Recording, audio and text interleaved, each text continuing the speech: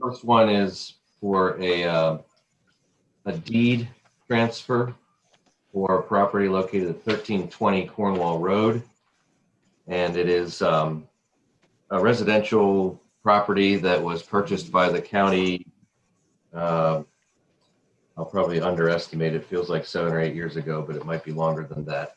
That was purchased solely with the intent of creating an opening for a realignment of York Street at Wilhelm Avenue, which I think you're all familiar with that project, which has been sort of creeping along here.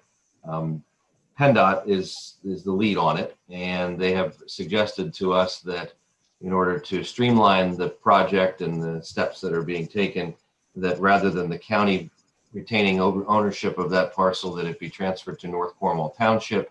And then there's only one entity they'll be working with in terms of the property acquisitions and the realignment, and any residual property being deeded back and so on, and rights of way and future maintenance and so on. So we have a deed prepared that was done jointly by our solicitor in North Cornwall, and I would ask for your approval to grant that deed to North Cornwall Township for 1320 Cornwall Road for $1. The property originally, by the way, was purchased with liquid fuels transportation dollars, so not county funds, but rather state-provided transportation funds. I'll make a motion to transfer a deed from 1320 Cornwall Road to North Cornwall Township. I'll second that motion. It's been moved and seconded that we approve conveyance of this property to North Cornwall Township. Any further clarification or discussion? Hearing none, all in favor, please indicate by saying aye. Aye. Aye. Opposed? So moved. Okay, I have real estate tax exemption requests for disabled veterans for your consideration. These would be individuals who have applied and met the criteria for the program. They are Carol Daubert of Grace Avenue, Lebanon, and Larry Garloff II of Sweetbriar Lane, Lebanon. I make a motion to grant real estate tax exemption to the 2 disabled veterans as presented. Second. Been moved and seconded. Any question or comment? Hearing none, all in favor, please indicate by saying aye. Aye. Aye. Opposed, same sign. So moved. I have proposed new board members to the Lebanon Valley Destination Marketing Organization, Visit Lebanon Valley.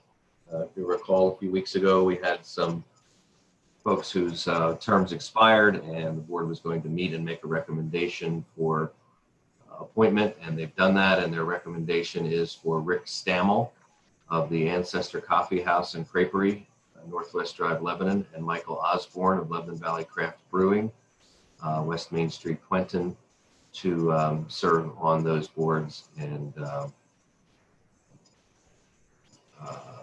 see here.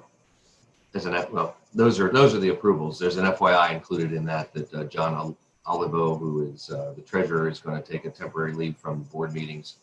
So Katie Allison will serve as temporary treasurer, but that's an FYI that doesn't take your action. Rick Stammel and Michael Osborne to fill the vacancies. Okay, motion, please. I'll make the motion to make those 2 appointments to the Visit Lebanon Valley Board. I'll second the motion. We have a motion and a second to accept those 2, and I'll tell you, those are 2 good ones that helps diversify your board. And Ancestor seems to be picking up a lot of steam with their, people are getting onto that new venue. They opened a 2nd location in Campbelltown too. Yeah, how about that? They're really on the map now. That's awesome. You betcha. If no further comment, all in favor, please indicate by saying aye. Aye. Aye. Opposed, same sign. So moved. Okay. Have a hotel tax grant fund application for tourism from the Carrying Cupboard in Palmyra. They are planning to hold the TruckTrek again, which is the Food Truck and Arts Festival of Central PA, to be held in Palmyra on May 8th.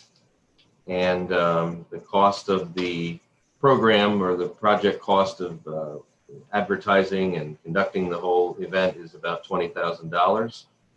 And and they are requesting $10,000 toward that program. And this was started in 2015 by the Palmyra Area Business Association. They have so far donated, as a result of this event, have donated $2,000 in proceeds back to the carrying cupboard. And they plan for 2021 a more robust marketing plan to hit an attendance goal of 10,000 people, which is a pretty big event. And this would go towards improving and expanding that marketing for the event to neighboring towns around Palmyra. So that's the application. I'll make a motion to approve the carrying cupboard application for hotel tax for $5,000. I believe their total project cost is $15,000 according to the application. Yeah, they're requesting 5, Jamie. Yeah. Grant. Oh, maximum of 10 I was reading from. I'm sorry. Yes, fund requested $5,000. Total project cost $15,000. Thank you. You're welcome. They do have the match, obviously. Wanted to make sure that we were on the same page. I'll second the motion for the $5,000 grant. Okay, it's been moved and seconded that we distribute $5,000 to the carrying cupboard through hotel tax. Any further comment? If not, all in favor, please indicate by saying aye. Aye. Opposed, same sign, so moved. I have one more thing for you, if I could. Each year, the county, as a member of the Pennsylvania County Risk Pool insurance carrier, we have a grant available to us of $20,000 for loss prevention activities or items or anything that we might put in place to prevent loss or to maintain a loss prevention activity that we already have. Typically, the safety committee would come to you end of May with a list of items that are needed and seek your approval on that. We, however, can access this grant request in part or as a whole throughout the course of the year.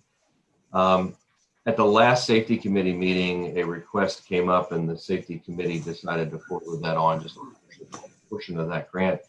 The sheriff's office has discovered one of the magnetometers, which is at the back doors parking lot, is just sort of getting tired, I guess you'd say. Its technology has changed significantly and they've had to have repairs done to it. It's still functioning, but it's just becoming an obsolete item. That is original, I think, to 1999. So we're looking at 20-plus-year-old, 22-year-old piece of equipment. And replacement cost is about $4,700. We have spoken with PCORP and the loss prevention director there, and this is easily an eligible cost under that grant. So we would ask, recommend from the safety committee that a portion of that grant be used to replace that magnetometer, and then we can come to you later with the other $15,000 of that grant. Okay.